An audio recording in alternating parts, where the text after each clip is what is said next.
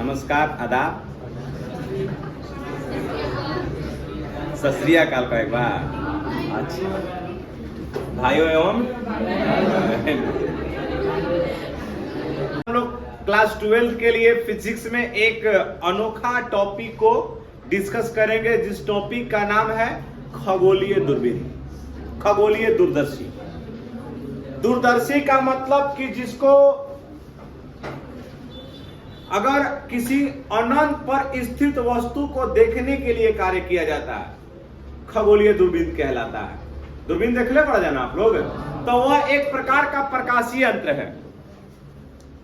आइए हम आप लोगों को फिगर के माध्यम से बताएंगे, इसके बाद उसका एक्सप्लेन करेंगे व्यंजक को। ध्यान से समझिएगा।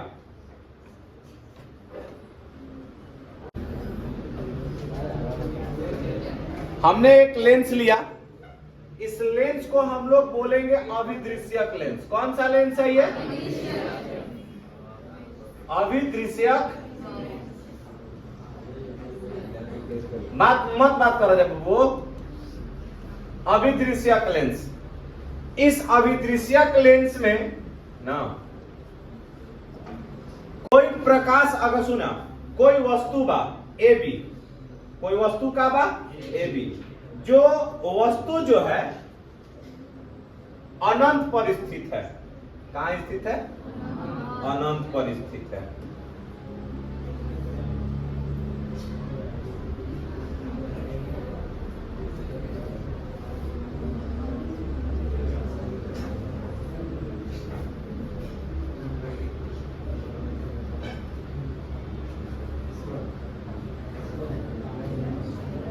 मत बात करो जा।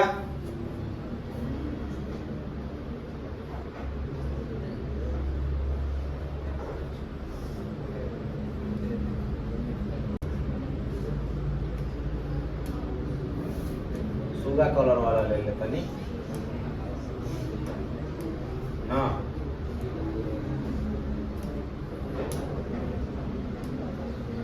ध्यान से समझिएगा।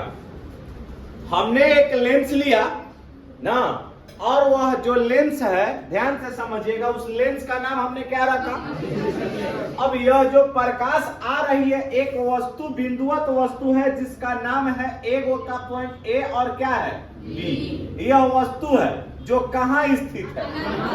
ध्यान से समझिएगा ना, कि जब यहां देखो कि एक प्रकाश ए से निकलती है जो ऑप्टिकल सेंटर से, प्रकाशीय केंद्र से होकर के गुजरती है, और दूसरी किरण जैसे ही अगर लेंस में पड़ती है तो पड़ने के बाद वह परावर्तित हो जाती है, और दोनों परावर्तित होने के बाद एक बिंदु पर मिलती है। कहां मिलती है? अब जब यह बिंदु पर मिलती है तो जहां जिस बिंदु, सुनिए कि जब दो रेखाएं जिस बिंदु पर मिलती है वहां पर किस चीज का निर्माण होता है? प्रतिबिंब का निर्माण होता है। किस चीज का निर्माण होता है? तो हमने यहाँ पर एक प्रतिबिंब का निर्माण कराया। किस चीज का निर्माण कराया? एक प्रतिबिंब का निर्माण कराया, और उस प्रतिबिंब का नाम क्या पड़ गया बबुआ? ए डैश और कितना? ध्यान से समझिएगा, बन रहा है ना। अब यहाँ पर एक प्रतिबिंब का निर्माण हुआ, एक प्रतिबिंब यहाँ पर बना। ध्यान से समझिए ना, एक प्रतिबिंब क्या बन गया? ए डैश बी डैश। तो अब बताओ यह केकरा से हुआ है? अभिदृश्यक लेंस। कोई दिक्कत है? अब यहाँ पर एगो चीज और समझ, वह दूसरी लेंस जो है वह हुआ नेत्रिका लेंस। कौन हुआ बबुआ? ध्यान से समझिएगा। तो मैंने इससे पहले आप लोगों को पहले क्लास में बताया था ना, कि पहले लेंस में बना प्रतिबिंब दूसरे लेंस के लिए किस चीज का कार्य करता है? वस्तु का। कौन सा? का। हमने यहाँ पर एक पॉइंट डाल दिया ई। क्या डाल दिया? ना, एक पॉइंट क्या डाला? ई। ई एक पॉइंट डाला, मतलब कि यहाँ इसका जो, सुनिए, इसका प्रकाशीय केंद्र क्या है? ई है। क्या है? ध्यान से समझिएगा, इसका अभिदृश्यक का प्रकाशीय केंद्र क्या था? ओ। और नेत्रिका के लिए समझ के लग जाना। तो एक पॉइंट और समझेंगे। हो गया उनका दिला यहाँ ताकिए, बताओ हई वाला जो वस्तु है, प्रतिबिंब कहां बना था? FO पर। कहां बन रहा है? फोकस पर। तो इसकी जो फोकस दूरी होगी ना, इसकी जो फोकस दूरी होगी वह कितना लिया जाएगा? इस लेंस से यहां तक का जो डिस्टेंस होगा वह क्या हो जाएगा? FO। प्लस होगा कि माइनस? प्लस होगा। पूछिए काहे प्लस होगा? क्योंकि यह लेंस के बाईं ओर है कि दाईं ओर है? तो अब पूछा कि सर एगो हेनियो लेंस बा, तो हम इस वाले को नहीं देख रहे हैं क्योंकि यह नेत्रिका लेंस है। हई क्या है? तो हई जवन फोकस है कौन चीज है? अभिदृश्य। कौन है? तो हम अभिदृश्यक फोकस है तो अभिदृश्यक का ना हम लोग लेंस देखेंगे। तो अभिदृश्यक लेंस का फोकस दूरी यहाँ पर क्या हो जाएगा? प्लस। क्या हो जाएगा? क्योंकि ये वाला दाहिने साइड है, अगर हेने रही तो। अब यहाँ पर ध्यान से समझिएगा। तो हमने बताया कि पहला, आप सुनिए, बताए थे कि पहला लेंस में बना प्रतिबिंब दूसरे लेंस के लिए किस चीज का कार्य करेगा? बोलो। तो हई वाला वस्तु के कार्य करेगा। केकरा खातिर? कौन लेंस खातिर? तो ये बताओ, यहाँ पर जो वस्तु की दूरी हो जाएगी वह क्या हो जाएगी? यू ई। क्या हो जाएगी? प्लस की माइनस? बोलो। काहे माइनस? क्योंकि हई वाला तो जो बाएं किनारे न बा, हई लेंस के देख के चलबा तो माइनस है ना हुई। अरे हाँ चाहे ना, बोलो। समझ में आ गया? अब एकरा में बताओ जा कि AB का हो? अनंत पर स्थित वस्तु। AB का है बबुओ?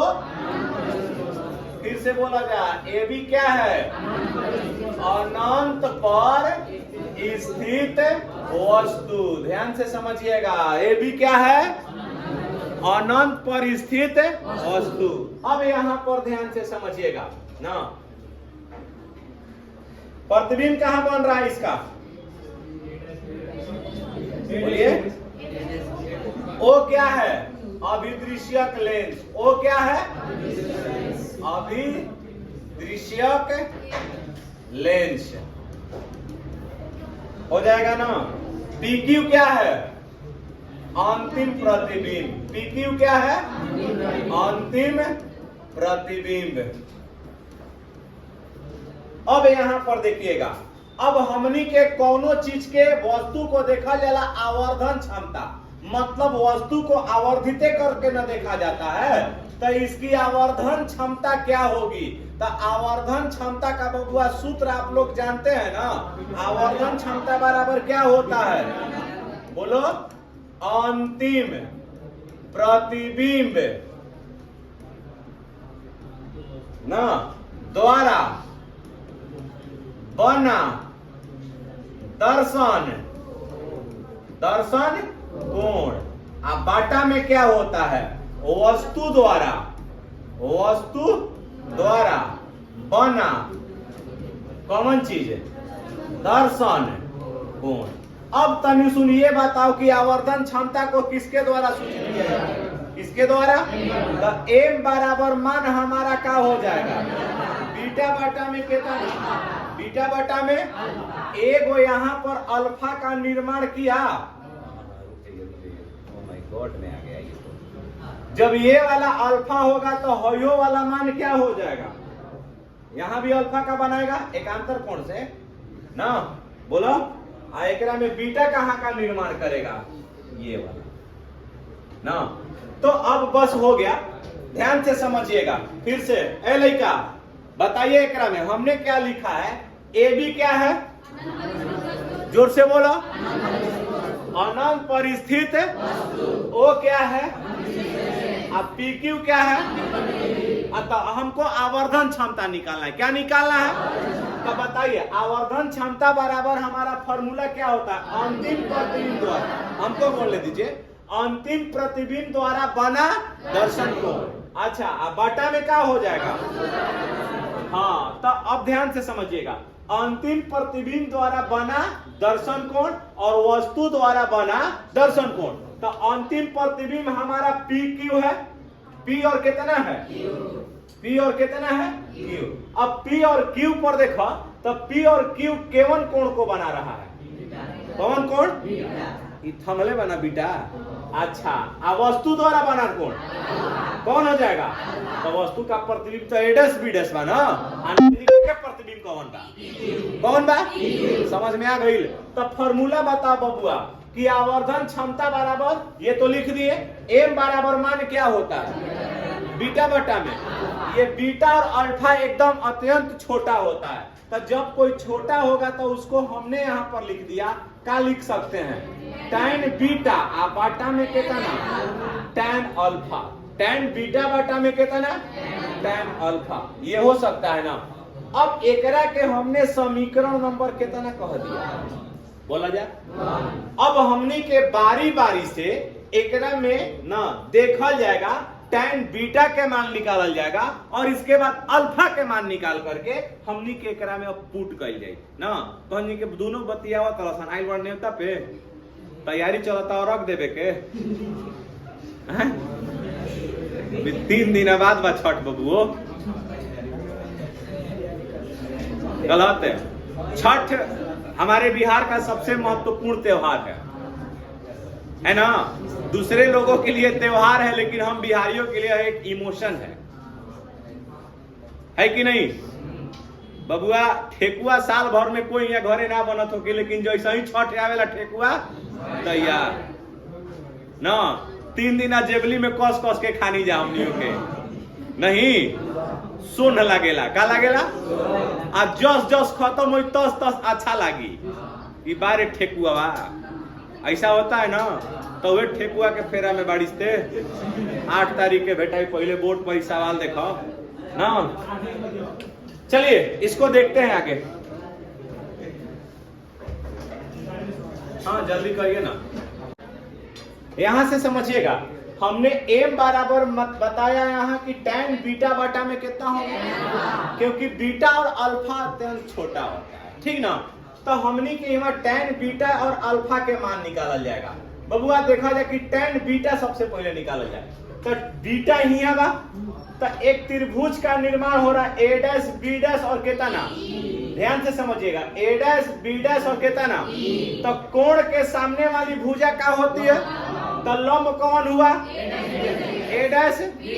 आधार कौन हुआ?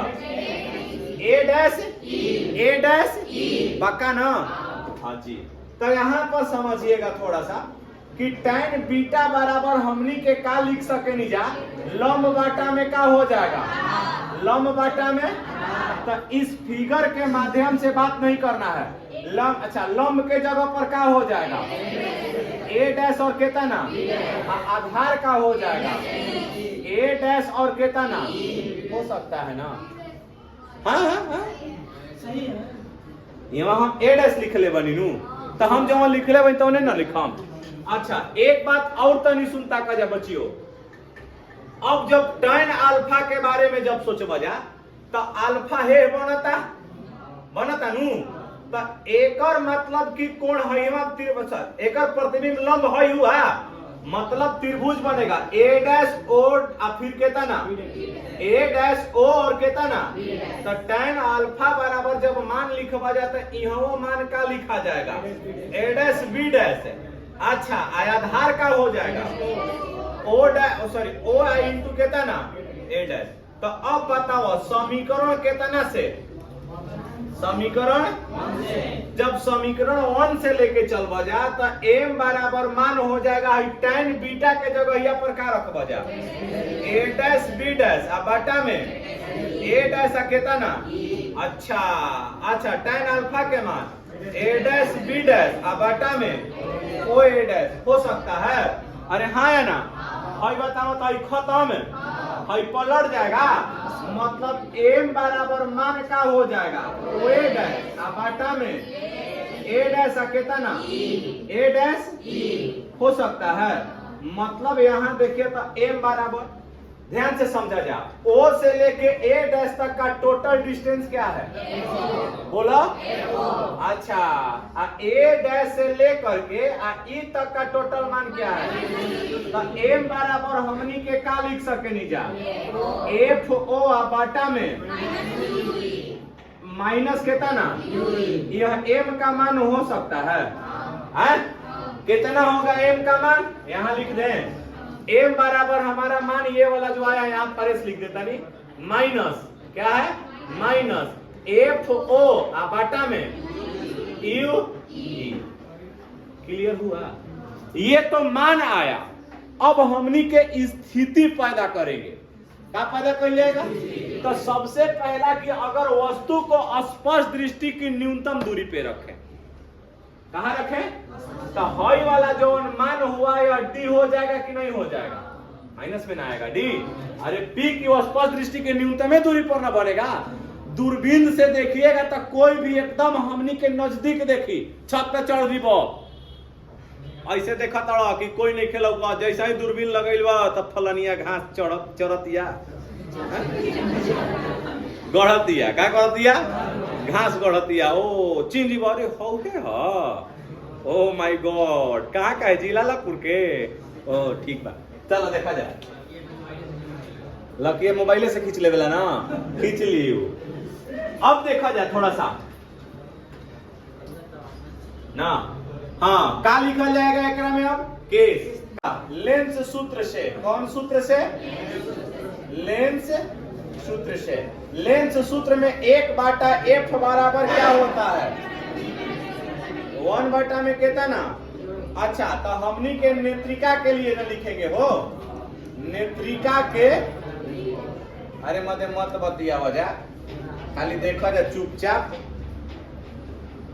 तो 1 बाटा में FE बराबर 1 बाटा में माइनस का हो जाएगा। अच्छा कहां बन रहा है? माइनस यू के जगह पर क्या रखेगा? Minus you.